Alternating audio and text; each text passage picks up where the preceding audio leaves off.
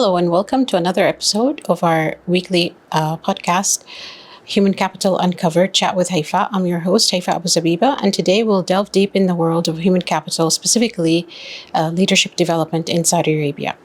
Ralph Nader, who is known for his long-standing advocacy of leadership development, among a number of things, is quoted to have said, the function of leadership is to produce more leaders, not more followers. The same principle applies in organizations, where organizations' key function is to produce more great leaders. In today's episode, I'll be exploring leadership in Saudi Arabia. Developing a robust leadership pipeline is essential for sustaining business growth and navigating the complexities of the modern business world.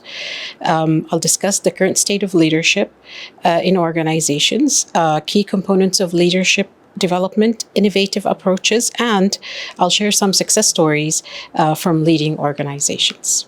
Let's start with an overview of the current state of leadership in Saudi Arabia.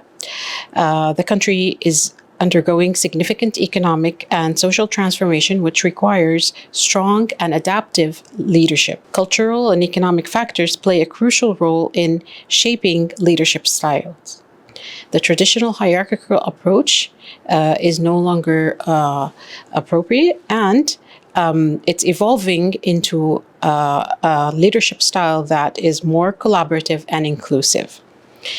The Vision 2030 also highlighted the need for leaders who can drive innovation, manage change, and inspire their teams to achieve ambitious goals. In line with the 2030 vision, a number of leadership programs have been launched from the MISC Foundation programs.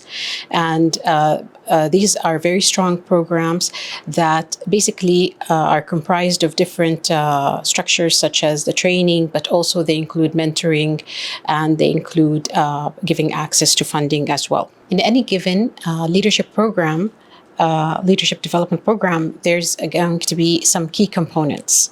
The first one is identifying the high potential employees, and this is who will be building the strong leadership pipeline. And so it's important to have a strong and robust talent identification process in the organization. The second part is, depending on the skills gap of the talent pipeline, this is where it's important to create and design some customized leadership training programs. And these programs should focus both on the technical as well as the soft, or now they call them power skills, in order to ensure that we build well-rounded leaders. So it could include things like strategic thinking, emotional intelligence, effective communication, among a number of things. In addition to the training, it's important to also have coaching and mentorship programs as well. Because as the talent builds the skills and learns the new skills, it's important to have a coach or a mentor that guides them through building the confidence and also building the skill and enhancing it as well. And this will provide a lot of insight to the emerging leaders. The next part is about innovative approaches. Technology is really transforming the leadership development landscape. Before there was only in-person trainings that were available. Now we have virtual trainings. We have AI-driven assessments as well. Online leadership courses are really making development more accessible and scalable more than ever today. There's also cross-industry leadership programs. And here it helps leaders to gain diverse perspectives and to learn best practices across different industries. The third part is also global leadership exchange programs.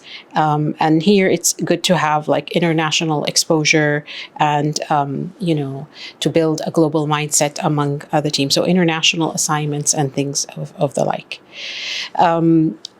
I'm going to also talk about some of the success stories. And the first one that comes to mind is Saudi Aramco, who have a very comprehensive leadership development program. It includes customized training. It includes mentorship. It also includes international assignments. And these have been highly effective in building strong leadership pipeline and driving organizational success. Basically, it ensures that Aramco has the skills, confidence, and global competence it needs to achieve its organizational growth and success. And when we think of one of the key success stories is Mr. Amin Nasser, who is the current president and CEO of Saudi Aramco. And he has a history with the company. He's benefited from its leadership development programs. He joined Aramco in 1982 and basically occupied a number of technical as well as leadership positions. And his career progression is a testament to the strength and commitment of Aramco to the leadership development programs. A second company also in Saudi Arabia is STC. And they have been at the forefront leveraging AI-driven assessments for leadership development. So they use AI assessments which demonstrates the transformative potential of AI in enhancing talent management practices. And basically, these tools help them to identify talent, to assess their competence in certain competencies, and also creating personalized development plans. And this ensures that the leaders are well prepared to drive the organizational success. To recap, we discussed the current state of leadership in Saudi Arabia, and also key components of leadership development programs, the innovative approaches, the success stories from Aramco and STC. And basically the key takeaway is that developing a robust leadership pipeline is essential for sustainable business growth, and to navigate the complexities of the modern business environment. And that wraps up our chat and conversation on uncovering human capital. We've explored the depth of leadership development in Saudi Arabia. Please share in the comments your thoughts and which approach do you think is more successful? Is it the training? Is it the mentorship? Is it the international assignments? From your experience and your take, what is the key success formula for creating the 2030 leaders in KSA? Remember, the greatest asset in your business isn't your product or service, it's the people. Thank you for joining us today, and we look forward to bringing you more insightful discussions in our next episode. If you find this content helpful, please subscribe to the podcast for updates and more valuable content in the future. Until then, keep uncovering the potential in your human capital. Thank you.